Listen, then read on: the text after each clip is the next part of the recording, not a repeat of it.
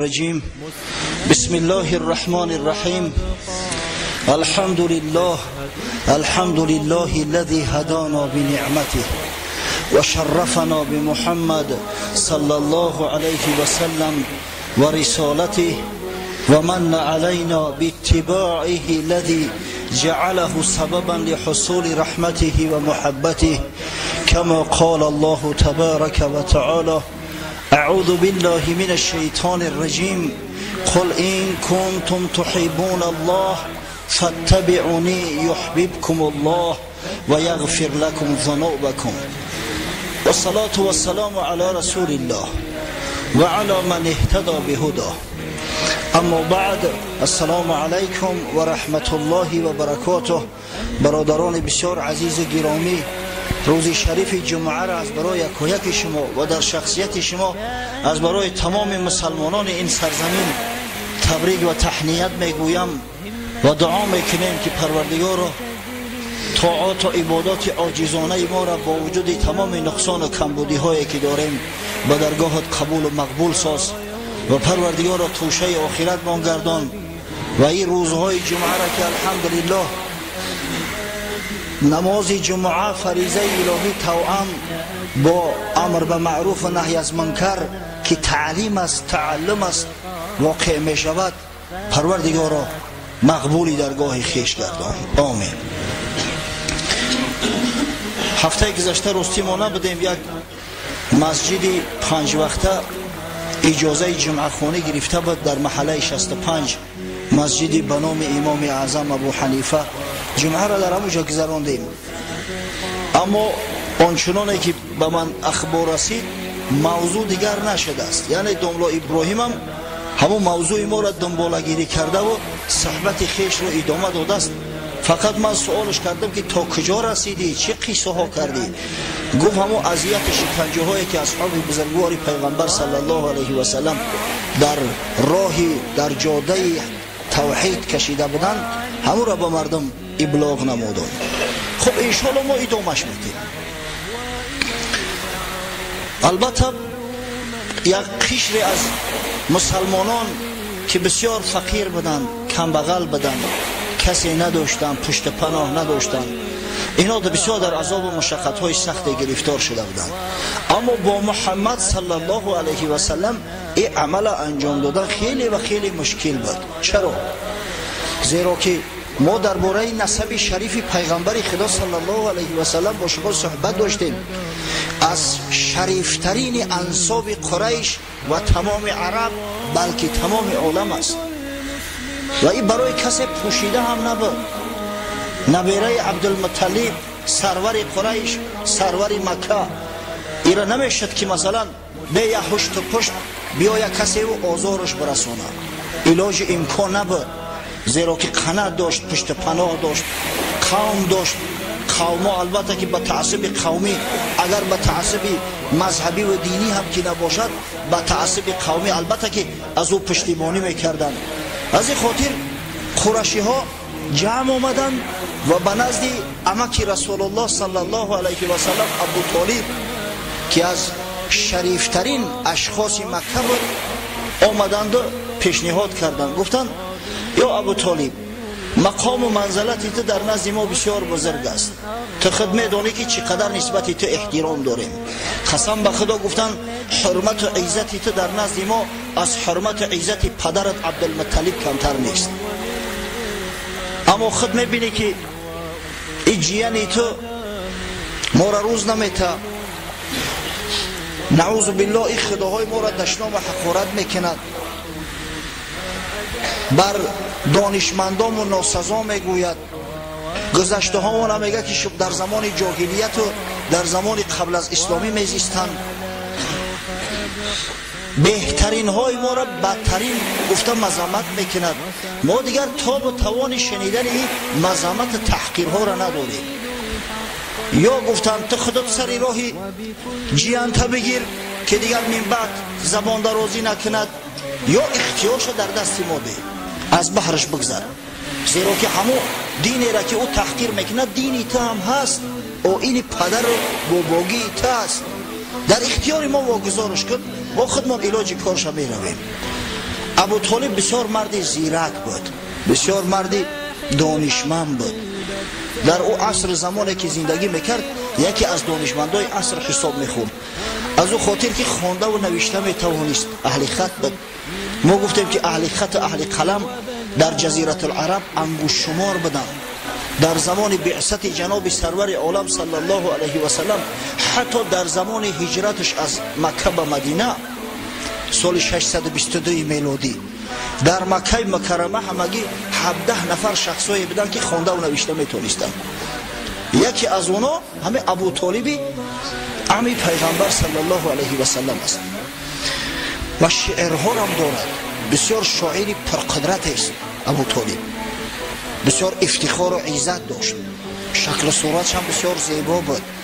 ابو طالب دریافت که با خوشی اگر با این مردم معامله نکند شاید یگان زیان و ضرر به محمد صلی الله علیه و سلم در خلوت رساند. از این خاطر با سخنهای خوش، با گپایی که دل آزار نمیدهد آنها را رد کرد. گفت شما برگردید، من خودم انشالله خطش صحبت میکنم. شما میدونه که محمد چقدر ذکی و زیرک است، دانشمند است، محیب است، انشالله سخن ما را دو نمیکند. شما برگردید. شیخ سعدی میگه با بدندهش هم نکویی کن، دهنی سگ به لقمه دوخته به. یک تشکیلی دیگر شو کرد، زدم در جان شیرینشانو، بعد رخصتشان کرد، اما کار نگرفت و حضرت صلی الله علیه و سلم همه دعوت تبلیغ خود ادامه میداد آشکار. زیرا خداوند امرش کرده بود فاصدع بما تؤمر، آشکار کن او چیزی را که به آن امر کرده شده ای، یعنی رسالت خود آشکار کن. دیگه زمان خلوت گذشت، زمان پنهانی گذشت، آشکار مردم دعوت کن. فاصدع. وقتی قریشی ها دیدن که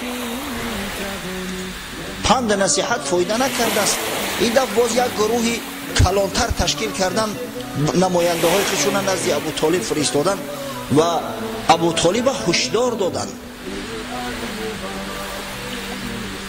حتی که سیاستش کردن. بعضی ترس و واهمه ها خواستن بتنش.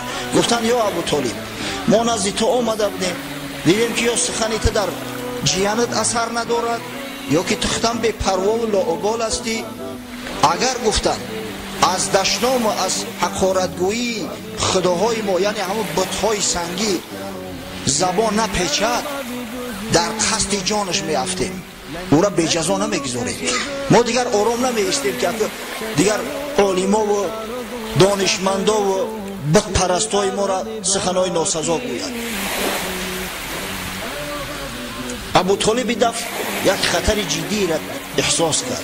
از او خاطر حضرت رسول الله صلی الله علیه و سلم صدا کرد، گفت پسر جان وضع بسیار وضع بد است، تو مرا و جان خود در دهشت نگذار، در اضطراب نگذار. تو دیده ایستاده ای که تمام قوم بر ضد تو شوریده ایستادند، من تنها هستم، سین سال من به جای رسیده است، میترسم که دیگر قوت نکنم و از تو پشتیبانی نکنم. از همون خاطر پسر جان گفت بس کنه که دیگر دعوت قطع کن، هم به جان من رحم کن هم به جان خود. حضرت صلی الله علیه و سلم گمان کرد که ابو طالب به او اعلام کرده ایستاده است که اکنون من بعد من از پشتیبانی تو دست میکشم. از همین خاطر اشکاش جاری شد.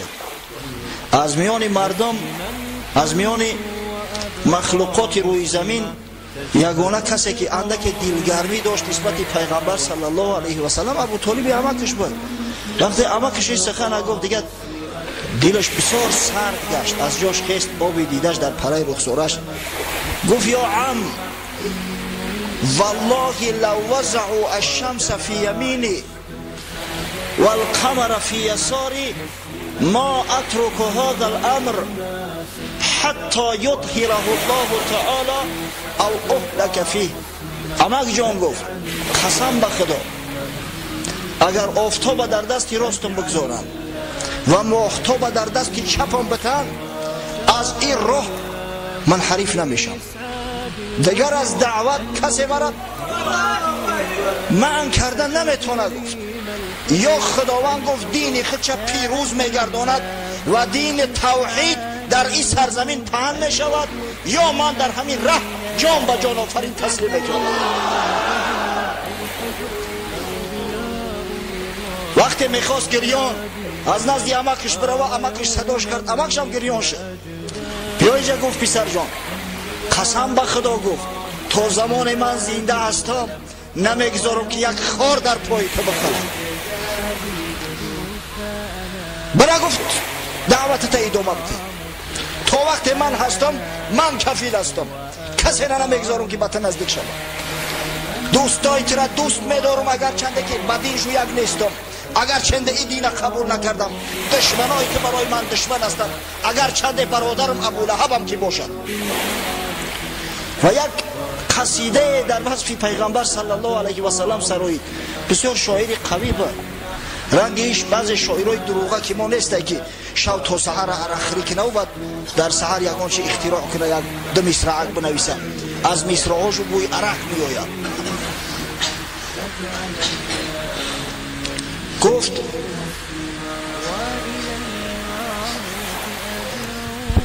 والله لا يصل إليك بجمعهم حتى أوسد في التراب دفينا. والله لا يصل إليك بجمعهم حتى أوسد في التراب دفينا.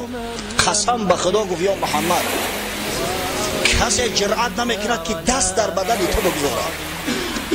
تو بلال نیستی که غلام باشی تو را اجر کنن زجر کنن اذیتت بتن.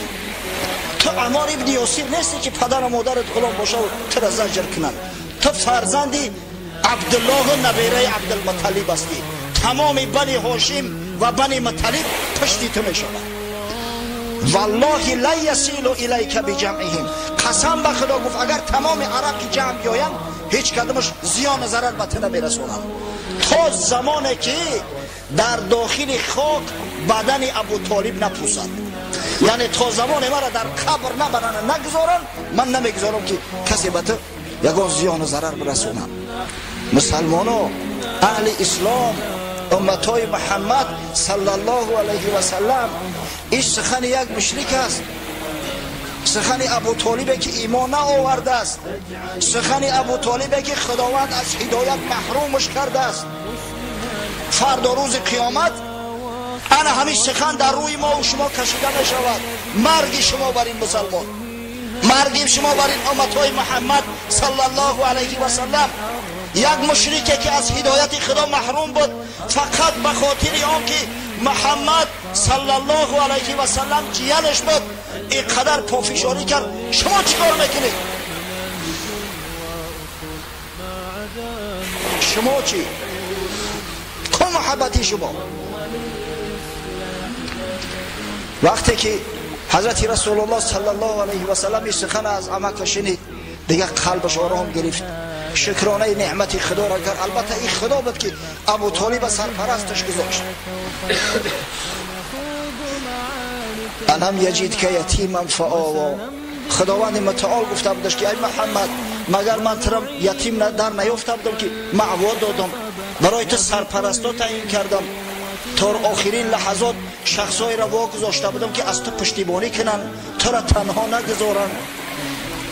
و حضرت صلی الله علیه و سلم دعوت خیش رو باز بیشتر زاییدتر کرد. قریش دیدن که کار دگرگون شده است، دیدن که ابو طالب جانبداری میکرد روی راست از محمد صلی الله علیه و سلم. از این خاطر راه مکر دسیسه را گرفتن.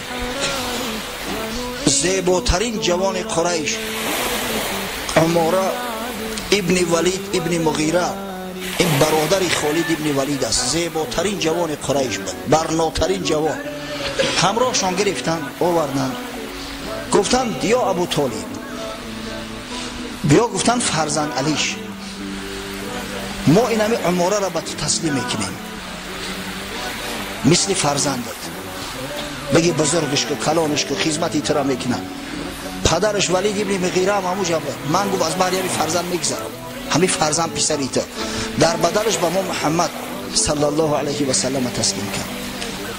ابو طالب بسیار زیرک بود، گفت ای قوم شما مرا میخواهی گل بزنی، قسم به خدا گفت عجب یک پیشنهاد نوجوان مردانه کرده ایستاده.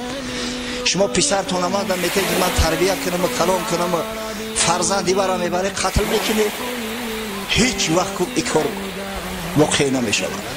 مطعم ابن عدی ابن نوفل گفت یا ابو طالب به هر راه و وسیله ما خواستیم که دلی تو را یابیم با تو مناقشه نکنیم، اما تو هیچ پیشنهادی ما را قبول نمیکنی. ابو طالب گفت اگر پیشنهاد شما پیشنهاد جوان مردانه باشد ما قبول دارم، اما وقتی که شما قصد جان فرزندی مرا میکنه چخیل من راضی میتم با کشتن فرزندم، با کشتن عبدالله برادرم، هیچ وقت پسر عبدالله برادر. من بعد گفت اگر کسی که بر ضدش محمد شمشیر کشیده است بر ضد من شمشیر کشیده است. کسی محمد صلی الله علیه و سلم ناسزا گفت گویا مرا ناسزا گفت. از این خاطر حضرت صلی الله علیه و سلم یک وضعیت بهتری داشت، وضعش اونقدر بد نبود، اما مسلمان‌ها واقعا در عذاب بودند، در مشقت‌های زیاد گرفتار بودند. حتی مسلمان‌هایی که پشتیبان داشتن از قریش بودند، خیش تباراشو از بحرشو گذاشتند. اونا ابو طالب نداشتن که پشتیبانیشون کنن، خیلی احمق غیور رو به ناموس نداشتن. وقتی که وضعیت از حد گذشت حضرت رسول الله صلی الله علیه و سلم همه را جمع آورد و پیشنهادشون کرد. گفت دیگر علاج نداریم، باید که شما هجرت اختیار کنید. اگر در اینجا مانده در پیش چشم من آزار و اذیت وقتی که شما را میتن قلب من آب میشود، ادام میشم، دیگر من طاقت دیدن اذیت زجر شما را ندارم. گفت شاه حبشه نجاشی از همه ابن ابجر بسیار شاه عادل است، اهل کتاب است، از نصارا است و با شنید من کسی را آزار نمیته، آدم حقگو و حقجو است. از همین خاطر بیاید ملک حبشه را اختیار کنید، به اونجا روید. اگر شما در اونجا باشید گفت تا زمان آرام شدن، تا زمان مسلمان شدن قومتان منم انشاءالله آرام میگیرم و استراب وجود ما ترک میکنم. از این خاطر مسلمان ها بعدش کمر بستند. مسلمان های اولی که حبشه را اختیار کردن هجرت عبارت از 16 نفر بودند، 12 مرد و 4 زن. سروری این گروه رو حضرت عثمان ابن عفان رضی الله عنه به عهده گرفت. عثمان ابن عفان داماد پیغمبر صلی الله علیه و سلم است. ابو لهب خدای پیغمبر بود امکش. وقتی که حضرت صلی الله علیه و سلم اسلامش آشکار کرد، این بدگهر فرزنداش امر کرد که دخترای پیغمبر صلی الله علیه و سلم رها کنید، طلاق دهید. رقیه زوجه عتبه و کلثوم زوجه عتیبه بود، دو پسر ابو لهب. هر دو پسر ابو لهب دخترای پیغمبر صلی الله علیه و سلم طلاق دادند. بعد از گذشتن عیده حضرت عثمان رقیه را خواستگاری کرد و پیغمبر صلی الله علیه و سلم به عثمان رضی الله عنه رقیه را نکاح کرد. و سروری همه گروه مهاجرا را حضرت عثمان ابن عفان میکرد که همراه زنش، همراه دختری رسول الله صلی الله علیه و سلم رقیه رضی الله عنها عازم حبشه شده بود. حتی در حقش حضرت رسول الله صلی الله علیه و سلم گفت بعد از ابراهیم علیه السلام و لوط علیه السلام سیم عائله که به خاطر خدا هجرت اختیار کرده است انام عائله عثمان ابن عفان است. قبل از عثمان ابن عفان فقط حضرت ابراهیم علیه السلام همراه زوجش و حضرت لوط علیه السلام اختیار هجرت کردند، لوط همراه دخترانش. دیگر کسی عائله با یک عائلهش یک جای اختیار هجرت نکرده بود. سیم در راه خدا در نظر دارم، سیم شخص بود همه حضرت عثمان است. رفتن به حبشه. شاه نجاشی را اینا را به خوشی استقبال کرد، کسی به اونا کار نمی گرفت. این واقعه در ماه رجب سال 5 بعثت جناب سرور عالم صلی الله علیه و سلم بود، تخمین سال 615 هجری، ببخشید 615 میلادی. از بین چند ماه گذشت، در ماه رمضان حضرت رسول الله صلی الله علیه و سلم بار نزد کعبه اومد نزد خانه خدا و سوره نجم که به رسول الله صلی الله علیه و سلم نازل شده بود در نزد خانه کعبه تلاوت کرد. اگه تصور کنه که قرآن چقدر بزرگ است و وقتی که قرآن با صدای زیبا و صدای رسای محمد صلی الله علیه و سلم تلفظ می شود، خوانده می شود، چقدر جاذبه دار است. دیگر خواه و ناخواه تمام مشرکان همه هوش و گوششون به قرآن شد، همه دیگه موت و مبهوت مانده بودن، کرخ شدن از تلاوت رسول الله صلی الله علیه و سلم. خواند تا اینکه در همون موضعی که سجده هست در همون جا رسید. حضرت صلی الله علیه و سلم آیه سجده را خواند، فاسجدوا لله واعبدوا، و سجده کرد. تمام مردمی که در نزد خانه خدا بودند، اعم از مسلمان و مشرک، همه همراه رسول الله صلی الله علیه و سلم سجده کردند. حتی مشرکان به اختیار سجده کردند، خدا داشته نتونستند. یک زمان به خود آمدن، مذمت شو کردن او کسایی که در نزد خانه نبودند که آخه شما پیغمبر را قبول ندارید، قرآن را قبول ندارید، چرا سجده کردید هنگام تلاوت قرآن؟ برای آنکه خودشان سفید کنند در نزد دیگر قبایل عرب، زیرا اگر دیگر قبایل میدانستند که اینو به حقیقت سجده کردند همه مسلمان میشد. پیشوای عرب قریش است. یک دروغ را از خود بافتند که با نام داستان غرانیق یاد می شود. این پدرسگا بعضش شاعر هم بدن اوخی گفتن که در همینجا محمد صلی الله علیه و سلم وقتی سوره نجم میخواند در ضمن وقتی که خدای تعالی مذمت به تو را میکند، افرأیت اللات والعزی و منات ثالثه الاخرى، آیا لات و عزی را دیدی که این مردم جاهل ده سنگ پرستش میکنن و سوم اینها که نزد مردم عوام، مردم جاهل، مردم مشرک منات است. همه جا از خودشو علاوه کردن بعضی هاشو، از جمله یکی از شاعراشو با نام نضر ابن حارث قرشی پدرسک علاوه کرد که گویا رسول الله صلی الله علیه و سلم نعوذ بالله در همینجا گفته باشد که تلک الغرانق العلا، تلک الغرانق العلا و ان شفاعتهن لترتجا، یعنی این لات و عزی و منات پرنده های آبی رنگ بسیار بلند مرتبه هستند و امید است از شفاعتشان که فردا روز قیامت اینو شفاعت میکنند. نعوذ بالله تهمت به خدا زدن، تهمت به قرآن زدن، تهمت به محمد صلی الله علیه و سلم زدن که گویا در همه جا پیغمبر خدا صلی الله علیه و سلم گفته باشد که تلک الغرانق العلا، در صورتی که این چیز نیست و این بوده هم نمیتونه. محمدی که در مبارزه بر ضد بت‌های مشرکا از هیچ رو نتابید، از هیچ تهدید نترسید، اینقدر مال و ثروت براش وعده کردن قبول نکرد و دین موحدی را آورد. یگانه دین موحدی در روی عالم امروز دین اسلام است. چه خیلی از زبانش سخن میتونست برویم برای خود سفید کردن بدگهرها همین سخن گفتن.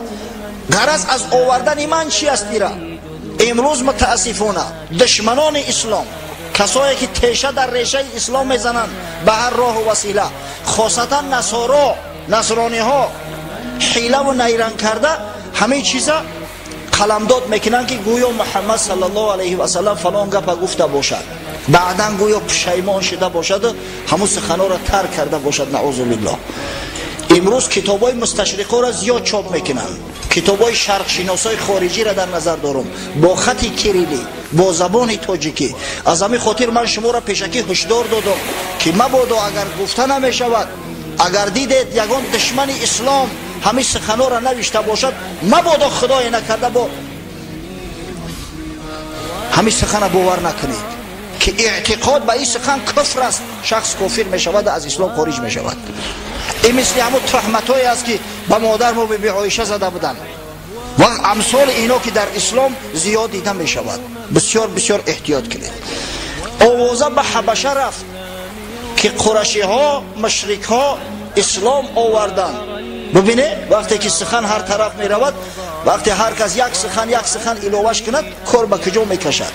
بیچاره اون مردم از بس که دور بدن، در حبشه بدن، آوازه به اونا رفت که مشرکا قریشی ها اسلام آوردن، مسلمان شدن. با خشنودی و خرسندی به وطن برگشتن. این وطن بسیار عزیز است، بسیار شیرین است.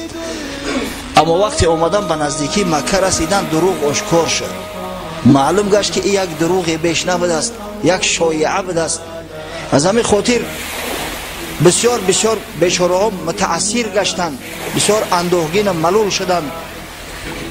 بعضی هاش حتی داخل مکه نشده با قفا گشتند رفتند.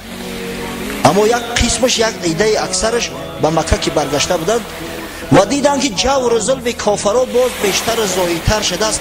حضرت صلی الله علیه و سلم امر کرد بار دوم گفت هجرت اختیار کنید. هجرت آیین حیات مسلم است، همزی اسباب ثبات مسلم است. ما و شما حال هجرت نمیفهمیم که یعنی چیست. حضرت علامه اقبال لاهوری میگوید قیصه گویان حق زی ما پوشیده اند، معنی هجرت غلط فهمیده اند. این تاریخ نویسا و قیصه گویا حقیقت از ما و شما پوشاندیان.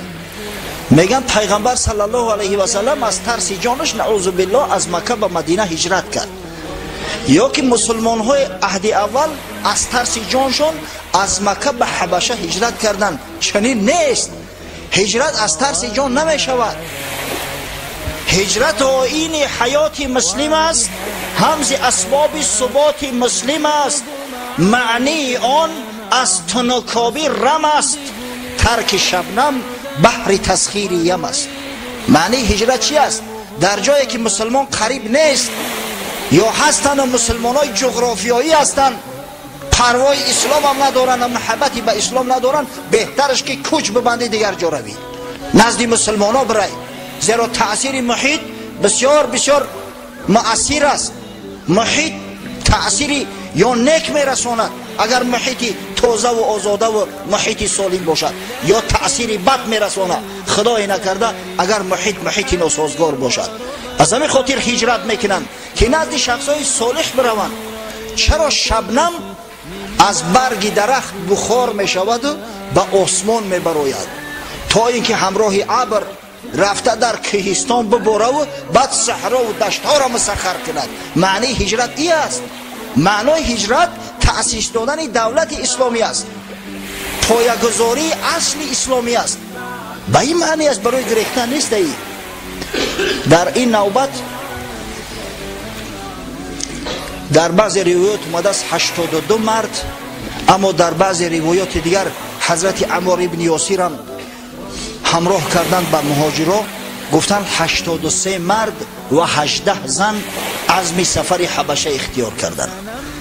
خداوند نگهشو داشت. اگر چنده که مشرکای قریش به هر راه و وسیله میخواستند که صد مانع شوند، اما خداوند بسیار سفرشون قلعه گردانید که همین که به ساحل رسیدن به بندر، یک کشتی به دست عازم سفر حبشه، در همون کشتی نشستند. دیگه مشرکا اینا را دستگیر کردن نتوانستند. اما از قفا دو شخص بسیار ماهر و کاردان به نمایندگی فرستادند. یکی عمرو ابن عاص و دیگر عبدالله ابن ابی ربیعه. به نمایندگی فرستادند با تحفه ها. گفتن نزد نجاشی رو، نزد سرداری یعنی شاه حبشه و با او هدیه های ما را برسانید، خبر کنید که این قوم های ما هستند، اینا از آیین ما هم بیزارن، از آیین تو هم به هر راه و وسیله که نباشد اینا را پس بگردانید. ما خوف آن داریم که شمارشون زیاد می شود در حبشه. عمرو ابن عاص همراه عبدالله ابن ابی ربیعه به حبشه آمدند. قبل از او که با نجاشی ملاقات کردند، عمرو ابن عاص بسیار سیاستمدار بود. این زمانهایی بود که حال اسلام نآورده بود. یک روز پیشتر با اسقف‌ها و پاتریارخ‌های نصرانی حبشه ملاقات کرد، با کسایی که با شاه نزدیکی داشتند. هدیه و تحفه ها شد داد، یعنی ریشوه شد داد. اونا را قبول کردن، گفتن فردا وقت شما گپ زده ما هم پشتیبانی میکنیم. یعنی خرید یک گروهی را به طرف خود مایل ساخت. بعدا روز دیگر در مجلس نجاشی ادعا کردن. نجاشی را هم امر کرده بود همه 83 مرد همه در مجلس شرکت داشتن. گفتن که شاه این قوم های ما هستند، اینا بزرگا و باخیردای ما را جاهل و نادان میگفتن، خداهای ما را طعنه میزدن، ناپسندی نسبتی ما میکردن، دین دیانت پدر جد اجداد خیش رو فراموش کردن، با دین اترام یگان ذره میل محبت ندارن. اینا یک دین نو اختراع کردن، ما رو پدرها و عمکها و خیش اقربای همین جوانا فرستادیان که تا قفا گردونده باز به حجاز بریمشون. از همین خاطر از تو خواهش میکنیم که پیشنهاد و التماس مردم مکه را رد نکنی. نجاشی بسیار شخصی خدا ترس خداجو بود. شخصی خدا ترس خداجو دو طرف مسئله را نپرسیده هیچ وقت حکم نمیکند. سوال کرد به مهاجرین، گفت چرا شما وطن خودتان ترک کردید به حبشه آمدید؟ از میان مهاجرین سرورشون جعفر ابن ابی طالب بود، اکای حضرت علی. جعفر ابن ابی طالب که با نام جعفر طیار رضی الله عنه مشهور است، از جاش خست. تصور کنه که پسر ابو طالب، پسر عمک محمد صلی الله علیه و سلم، اکای حضرت علی چه استعدادی داشت. همه استعداد اصلا استعداد خداوندی می شود، ازلی می شود، یعنی از نسل به نسل می گذرد. از پدر مادر سفیه و جاهل فرزند عالم کم میبروید. بعضی جاهلای هستند که امکان خواندن نداشتند اما ذهن قوه حافظه قوی دارند، از اینا البته فرزندای دانشمند میبروید.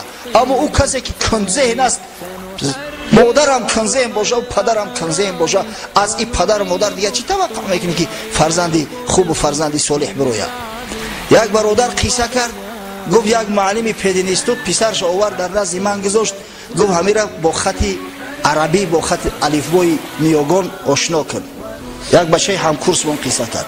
6 ماه میگه قطعش زنوزن کردم، همین 28 حرف عربی را یاد گرفته نتونست. بعد گفت پدرش میگه شکایت کرد که تو چه خیلی را درسش دادی که هیچ را نمیدونه. گفتم که خفه نشه برادر جان، یا همین فرزند حلالی تو نیست یا تو در هم پیدنیست، تو چه رزقتی کار کرده استی. آخه این قدر کند ذهن، تو چه خیلی دد سنتی و فرزند دی قدر کند ذهن، یا مثل اولادی مادرش رفت از مادرش آبی خیلی کند ذهن های ایامی سه کار خولی نیست. جعفر هم فرزند ابو طالب است، با مسلمان شده است، خداوند هدایتش کرده است. از جاش خیز گفت شاها ما مردم گمراه بدیم، مردم کور و نابینا بدیم، از حقیقت دور، حق همدیگر را میخوردیم، بتهای سنگی را پرستش میکردیم، عبادت میکردیم. شاه گفت در میان مردم اهل کتاب زندگی میکنی، حالی پرستشی بت ندیده که خون حیوان قربانی را میگیرن با در سر فوکیمون نعوذ بالله خداهاشو بشکن که او ای خون سیر شود. ما مردمی بدیم که مردار میخوردیم، حیوان مردگی را میگرفتیم و میخوردیم. همین مردار خود مرده در نزد نصرانی ها هم حرام است. در جهالت، در گمراهی پدر دختراش از زنده به زنده در گور میکرد و خداوند به حال ما ترحم کرد. نبی رحمت محمد مصطفی صلی الله علیه و سلم را که از میان خود ماست، شرف نسبش نزد ما آشکار است، حقیقت گویش نزد ما آشکار است، به پیغمبری مبعوث کرد و این پیغمبر چشمای ما را باز کرد، راه درست برای ما تعلیم داد. از جهالت، از جور، از ظلم، از حق همدیگر خوردن، از زیان و تعرض به همسایه بیچاره و عاجز ما را نگه داشت. ما خواستیم که طبق فرموده های خداوند عمل کنیم، فقط و فقط الله ذوالجلال عبادت کنیم، اما قوم های ما را نگذاشتند. خواستن که ایسر نو باز بدپرست شویم، باز آتش پرست سنگ پرست شویم، باز حق مردم خور شویم، باز جاهل و ظالم گردیم، در صورتی که خداوند ما را از این منع کرده است.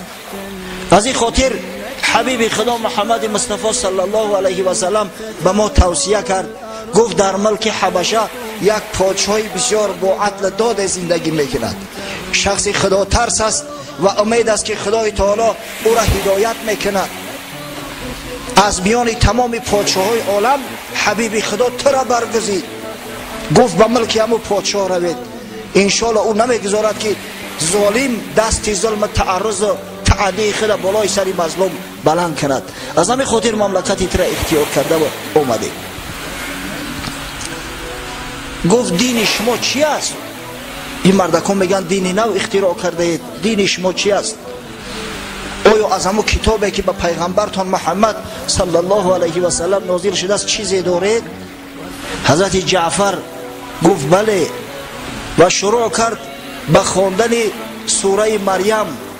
از هم آیه اولش کاف ها یا عین سین قاف، با چنان آواز زیبا و جلودار و گیرای خان که نجاشی و تمام اسقفایی که نشسته بودند بعضی هاش بر رشوه عمرو بن عاص خریده بود، چنان گریستن که نجاشی ریشش حتی میگه تر شد.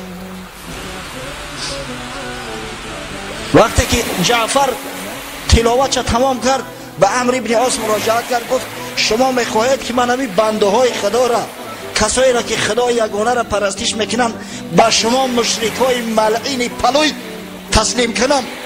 قسم به خدا گفت هرگز به مرادتون نمیرسید، بگیره طرفاتون گم شوه. گفت بسیار شرمنده و خجالت زده خفا گشتن، اما عمرو بن عاص دست بردار نبود. به رفیقش به عبدالله گفت فردا گفت یک پیشنهاد دیگر دارم، ولی یک مسئله دیگر در بین میپردم که از 100 جانشو یک جانشو خلاص نمیشود. عبدالله ابن ابی ربیعه گفت ترا به خدا قسم، او اگر چند در دین ما هم که نباشن، اینا قوم ما هستند، خیش اقربامون هستند، بیا نگوی سخنه. گفت نه، یک آرام باش، من نمیخواهم که سری پس از عهده کار نوبرآمده به وطن برگردیم. روز دیگر با صبح زود نزد نجاشی راه یافت. گفت برای خیر معذور کردن اومدم اتار. گفت شاه این مردم تو نمیدونی در حق عیسی پسر مریم بسیار سخنهای قبیح میگن، سخنهای ناشایسته و نادرست میگن. نجاشی وقتی این سخن شنید در اضطراب افتاد. عیسی علیه السلام پیغمبر خدا است، خاصتا که این مردم نصرانی اکثری کلش نعوذ بالله ایره خدا و پسر خدا میگویند. از این خاطر صداشو کرد، گفت بیارشون. جعفر پیش قوم از قفا بادر اومدن، بیچاره اندک دهشت داشتن که چی واقعی شده باشد. نجاشی گفت شما در حق عیسی علیه السلام چی سخن میگویید؟ گفتند ما همون سخنی را میگیم که محمد صلی الله علیه و سلم از الله به ما رسانده است و خداوند متعال در حق پیغمبرش در حق عیسی گفت اعوذ بالله من الشیطان الرجیم انما المسیح عیسی ابن مریم رسول الله و کلمته القاها الی مریم و روح منه فآمنوا بالله و رسوله. الآیه این از تجزی نیست که عیسی مسیح پیغمبر خداست و کلمه است که خداوند متعال در بطن بی مریم او را القا کرده است و روح است که خداوند او را خلقش کرده است. پس ایمان بیارید به الله و به پیغمبرای خدا. یعنی گفت عیسی را ما پیغمبر خدا میدانیم.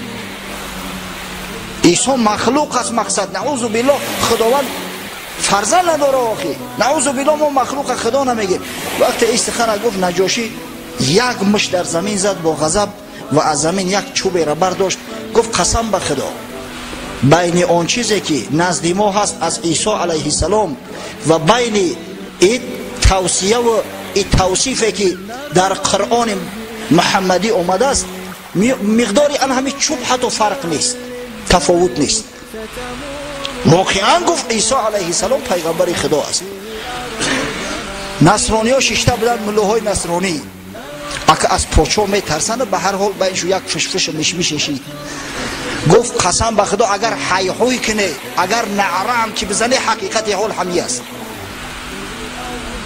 شیخ محمد غزالی مصری، او ابو حمید محمد غزالی نیست، یک معرخ بسیار بزرگ عصر 20 است.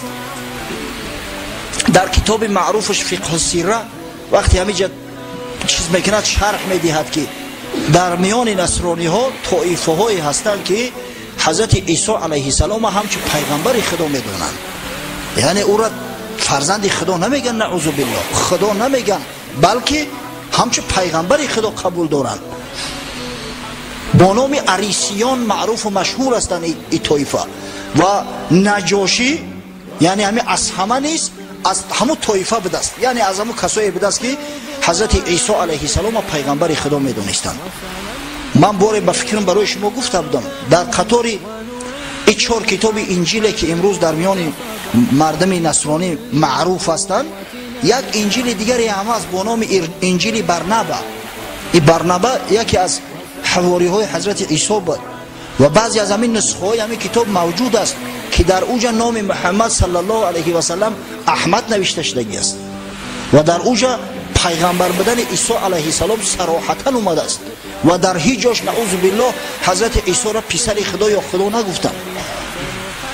از همه خاطر بین نجاشی و بین اسقفاش یک اختلاف بود و نجاشی وقتی که از قرآن شنید که عیسی علیه السلام پیغمبر خدا است، گفت قسم به خدا او سخنی که عیسی گفته است و او سخنی که محمد میگوید بین اینا مقداری حتی همین چوب تفاوت نیست، هر دش یک هستند. و شخصی حق طلب بود، حق جو بود، از این خاطر بود که خدای تعالی این مرد صالح هدایت کرد و همین شخص مسلمان شد، اگر چند محمد صلی الله علیه و سلم به چشم ندیده است. هم قومهاش کسای همراهش زندگی میکردن، از یک طبق همراهش نان میخوردن، بعضیش مسلمان نشدن، در شرک و کفر رفتن. اما نجاشی که پادشاه یک مملکت بود، نجاشی که با چشم سر محمد صلی الله علیه و سلم ندیده است، فقط وصف و صفت او را شنیده بود، وقتی که خدای تعالی هدایتش کرد اسلام آورد. و نجاشی وقتی که وفات کرد، حضرت رسول الله صلی الله علیه و سلم از مدینه منوره نماز جنازه خواند. مسلمانان را همه را صف گیراند و رو به جانب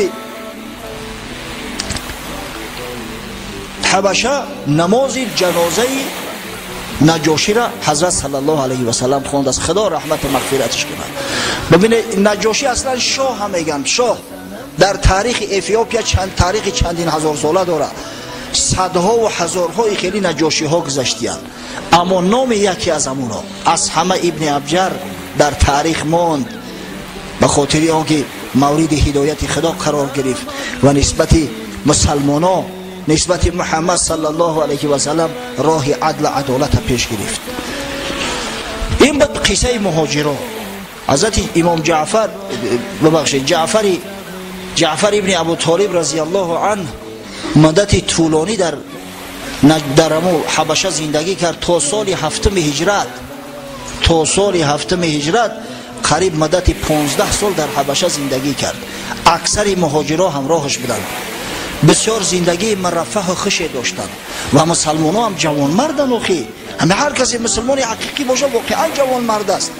بار بین نجاشی و بین بعضی از قوم ها جنگ اختلاف واقع شد. همون اسقف هایی که نعوذ بالله دعوا میکردن که عیسی خداست یا عیسی علیه السلام پسر خداست، بر ضد نجاشی شورش ولوله برداشتن، مردم قایم ساختن، یعنی یک قیام مسلحانه شد و در همین جنگ 83 مرد مسلمان شمشیرها را گرفتند، از جانب نجاشی بر ضد دشمناش جنگ کردند و خداوند غلبه را نصیب نجاشی گرداند. و نجاشی را دید که در وقت تنگی یا جوان مرد بدیان دستگیری کردند. از همین خاطر تا آخرین لحظه دستگیری و کمک بی‌دریغی خود نسبت اونا جاری ساخته بود. خب اکنون میاییم مکه مکرمه. مسلمانان الحمدلله جاهاشو نگرفتن. در مکه فقط شخصای ماندن مثل رسول الله صلی الله علیه و سلم که پشتیبان داشتن، سخت از اونا دفاع میکردن، یا شخصایی که بیچاره قدرت امکانیت هجرت کردن نداشتن، بعضیش غلام بودن امکان نداشتن، یا شخصایی که اسلام خودشون پنهان داشته بودن، کسی نمیدانست که اینا مسلمان هستند، دیگر کسی باقی نمونده بود. از این خاطر به هر راه و وسیله به حضرت رسول الله صلی الله علیه و سلم فشار و تضییق زیاد شد. حضرت آشکارا نمازش میخواند، در نزد خانه کعبه می اومد و آشکارا نماز میخواند. اول شخصی که به مقابلش خست ابو لهب عمکش بود. بیگانه ها جرأت نکردن، اما این بدسیال ابله فرزند عبدالمطلب بر ضد جیان خودش قیام کرد. ببینید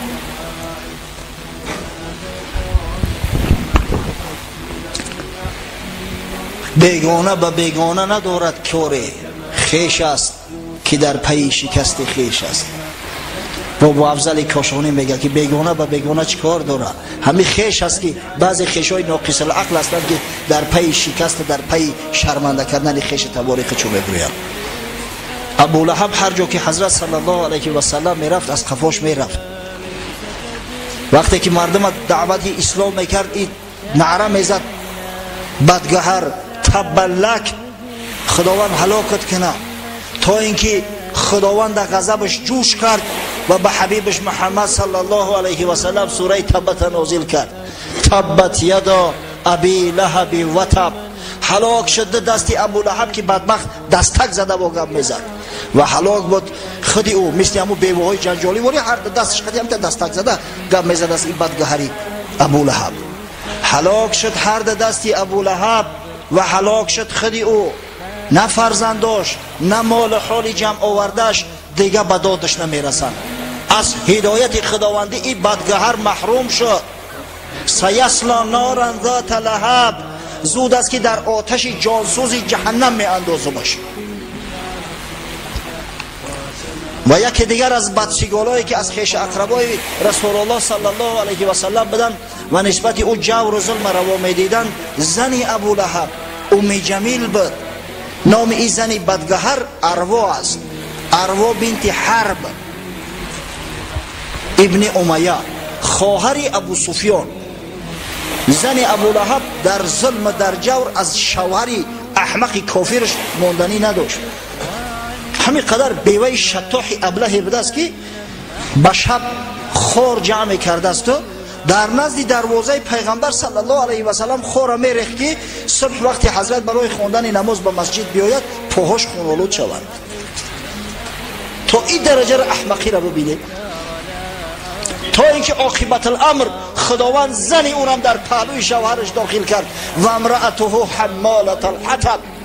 هلاک شد زنش ام جمیل ملعونه که هیزم کش است، یعنی هیزم جنجال و فتنه را در بین مردم میکشه.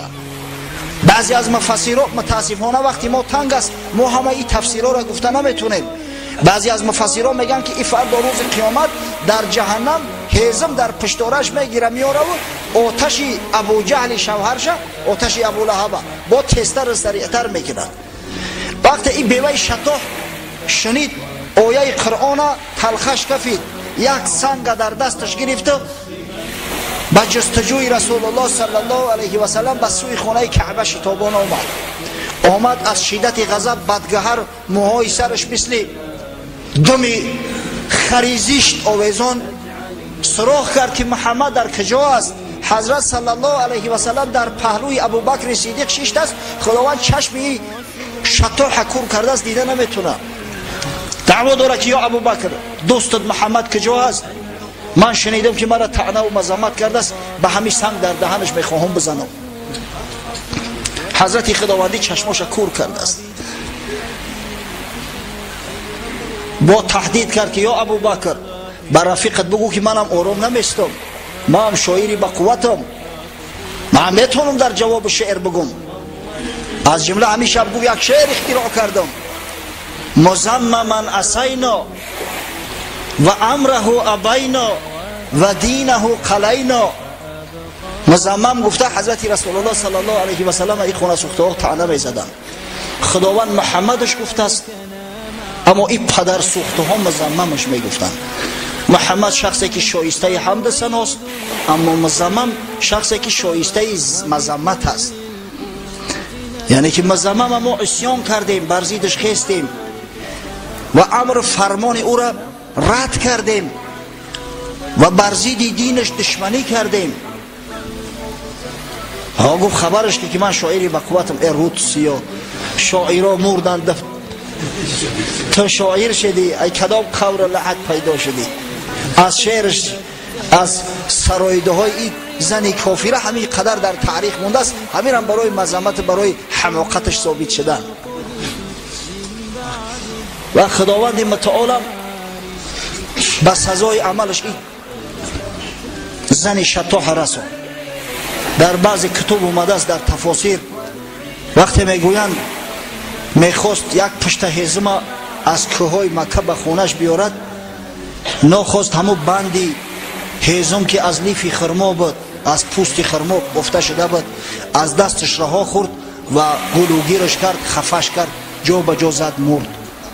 از این خاطر بود که خداوند پیشکی خبرش کرده و امرأته حمالة الحطب فی جیدها حبل من مسد. این سخن خداوند به حکمت است.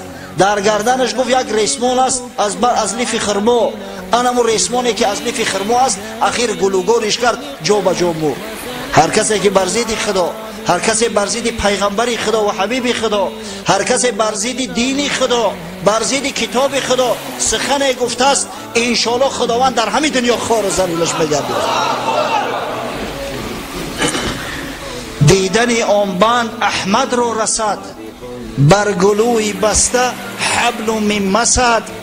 دی در پشت عیال بولهب تنگ هیزم، گفت حمال الحطب. اسم هر چیزی تو از دانا شنو، سری رمزی علم الاسما شنو. هر چیزی را که میخوایی از دانا بفهم، از نادان چی میفهمی؟ نزد موسی نام چوبش بود عصا، نزد خالق بود نامش اژدها. حضرت موسی در دستش چوب خیال بکرد که این عصا است برای نمو پادر راندن. وقتی که خدای تعالی در قرآن پرسیدش که در دست چی است یا موسی، گفت هی عصای اتوکل علیها و احش بها غنمی. پروردگار گفت این عصای من است که مانده شدم در همین تکیه میکنم و برای گوسپندکام برگای درختها را میریزانم که بخورن. اما خداوند میدانست که این اژدها است، در وقتی لازمی به اژدها مبدل میشود. نزد موسی نام چوبش بود عصا، نزد خالق بود نامش اژدها. آنچه بود نزدیک ما نامش منی، نزد حق بودی تو کیندم با منی. اون چیزی که ما آبی منی گمانش میکردیم، حق سبحانه و تعالی علیه او را نقشه کشی کرده است، صورت کشیش کرده است. این همی جوان نازنین حاضر و ناظر که در مسجد در مقابل ما ششته است، خداوند علیه صورت شکل ای را در هم داخل آبی منی علیه نقشه کشی کرده است. از این خاطر بود که خداوند گفت فی جیدها حبل من مسد. در گردن ام جمیل یک ریسمان است از بند خرما که اخیر الامر اجلش به همون ریسمان میتین، در آتش جهنم ابدالآباد میسوزن. پسری بزرگش او قدر به پدر تقلید نمیکرد عتبه، اما همه عتیبه فرزند خوردیش شوهر ام کلثوم بسیار پدر سوخته بود، بسیار پدر سگ و بدسگال بود. بعد نازل شدن سوره و نجم، بعد از اون که حتی مشرکو هم در جذبه گرفتار شدند و سجده کردند، این پدرسگ باری نزد حضرت صلی الله علیه و سلم اومد، گفته محمد من با و نجمی اذا هوا کافرم، نعوذ بالله. و نجم ای همه آیه یکمی سوره نجم است. من با صاحب ثم دنا فتدلا کافرم. آیتای سوره را یک میخونه و میگه من با صاحب همین کافرم، من به خدای همین نعوذ بالله کافرم. و از گریبان حضرت رسول الله صلی الله علیه و سلم گرفت، نه حرمت خیش تباری کرد، نه حرمت خسری کرد که چندین مدت خسرش بداخی، نه حرمت قومداری کردی پدرسگ. در بعضی روایات اومده است که خواست بر روی پیغمبر صلی الله علیه و سلم توف کند، اما شمال بود، شمال توف شگردان در روی خودش زد. حضرت بسیار با تمکین بود، گفت پروردگارا یکی از سگان درگاه تا بالای همین مسلط کن که سگ بخرش ایرم، سگوار زندگی میکنه، پروردگارا لقمه سگت بگردارش. دعا کردن همو بوده، اجابت کردن خداوند متعال همو. دعای پیغمبرا بسیار مؤثر است. قسم به خدا اگر در حال غضب پیغمبر یا دوست خدا دعا کند، از بمب‌های اتمی دیده خرابی آورتر است. تا دل مردی خدا نامد به درد، هیچ قومی را خدا رسوا نکرد. بعد یک هفته به سفر بر آمدند به شام، به سفر تجاری. در راه می رفتند که در یک منطقه با نام زرقا ناخواست چشمشو به شیر افتاد، یک شیر بیابانی. عتیبه وقتی که شیر دید در دهشت غلطید، گفت قسم به خدا این همون دعایی است که پیغمبر صلی الله علیه و سلم در حقم کرده است، ولی همین شیر مرا می‌درونه. قدر تسلیتش دادن که آخه ما اسلحه داریم، چندین نفر هستیم، تو چی قدر میترسی؟ اما شب دیگه از ترس خوابش نمیبرد. در بین خوره گرفتن خوابش کردن، در گیردش 2 حلقه مردم همیتا دور دور خواب در بین خوره ماندنش که تو نترس خواب کن. به امر پروردگار شبانه شیر اومد، از بالای مردم گذشت و همین بدگهه را از موی سرش گرفته کشان برد. یک از پاش کشیدن که زورشانه رسید قوم، کشید بردش در بین بتها، در پیش چشم قومش کفاندش و خوردش. ای از سزای هر پدر سگ، هر پدر سوخته که زبان تعرض نسبت محمد صلی الله علیه و سلم بلند کرده است. و متاسفانه وقت تمام شد. ان شاء الله هفته آینده از همین موضوعی که از همین موضوعی که صحبت خود قطع کردیم باز صحبت آینده را ادامه خواهیم داد.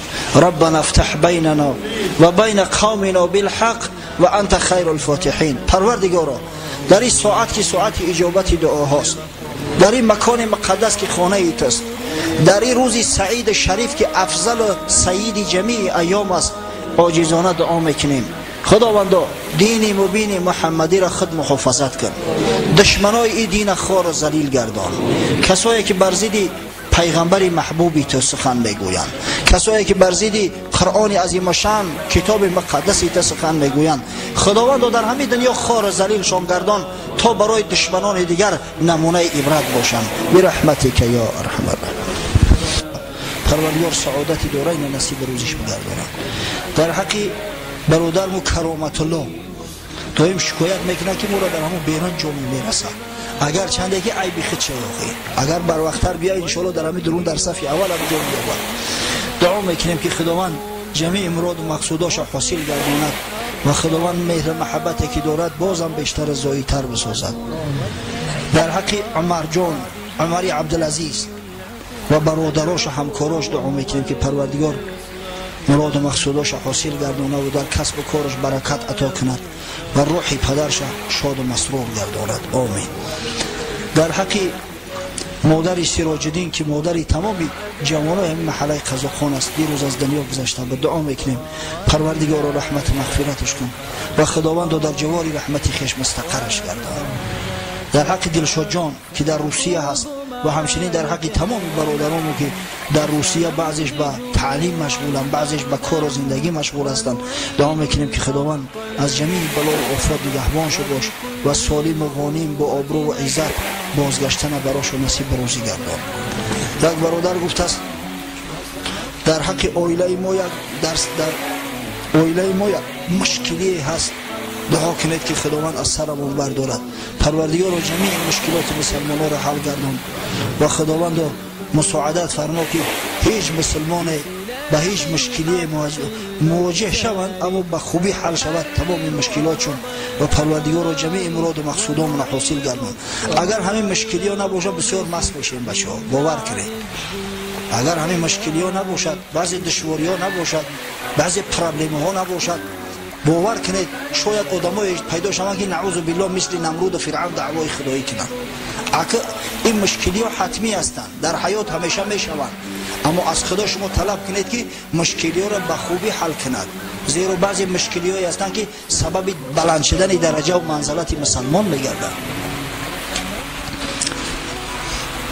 یک برادر گفته است در حق رسیه بدگی ها دعا کنید. دعا کردیم، بازم دعا میکنید که خداوند از جمیع بلا و آفات ارضی و سماوی نگهبان شو باش و به نزد پدر و مادر زن فرزند بازگشتن براشون نصیب. الفاتحین. ربنا آتنا فی الدنیا حسنه و فی الاخره حسنه و قنا عذاب النار برحمتک یا ارحم الراحمین.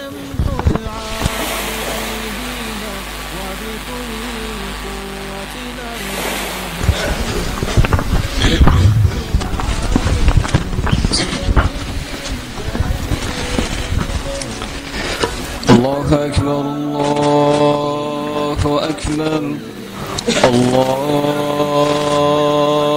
أكبر الله أكبر أشهد أن لا إله إلا الله أشهد أن لا إله إلا الله أشهد أن محمدا رسول الله أشهد أن محمدا رسول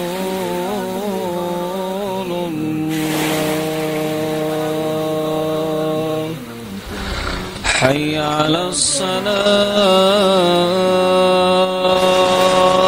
الصلاة حي على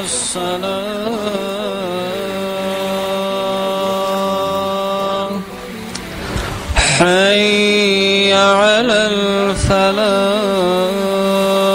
الفلاح حي على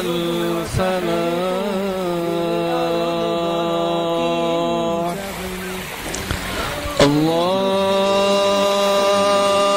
الله أكبر الله أكبر لا إله إلا الله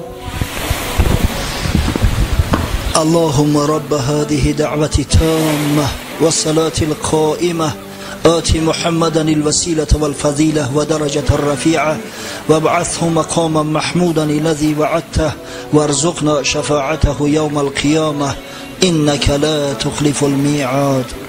أشهد أن لا إله إلا الله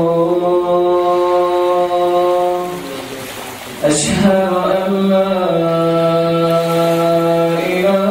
إله إلا الله أشهد أن محمدا رسول الله أشهد أن محمدا رسول الله حي على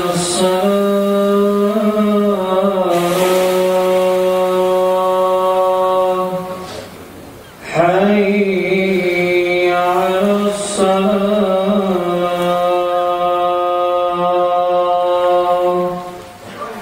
حي على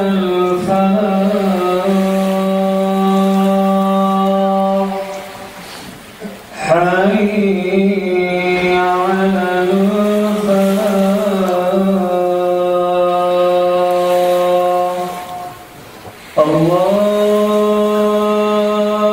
الله أكبر الله أكبر لا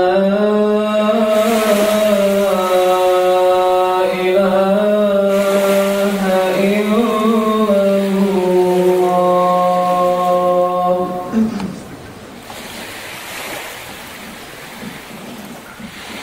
الحمد لله الملك العزيز الوهاب الكريم الرحيم التواب مالك يوم الجزاء والحساب غافر الذنب وقابل التوب شديد العقاب نشهد أن لا إله إلا الله وحده لا شريك له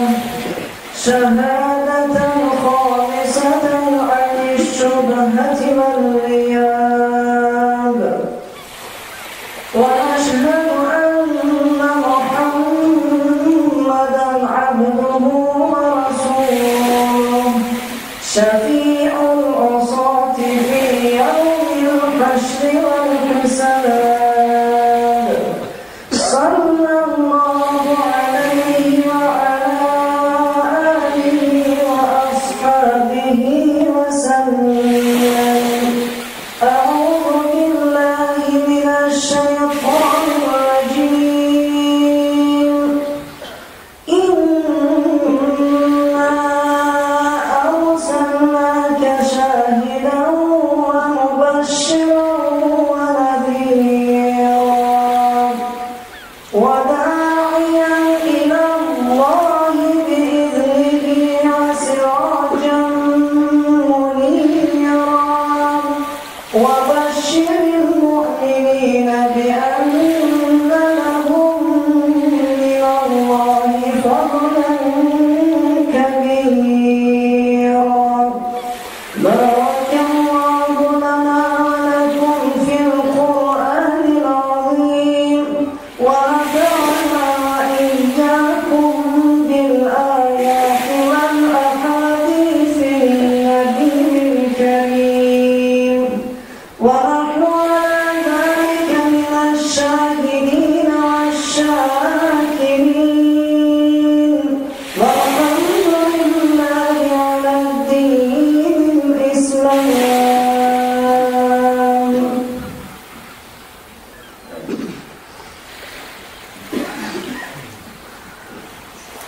الحمد لله نحمده ونستعينه ونستغفره ونؤمن به ونتوكل عليه ونرجع في كل أمر إليه ونعوذ بالله من شرور أنفسنا ومن سيئات أعمالنا.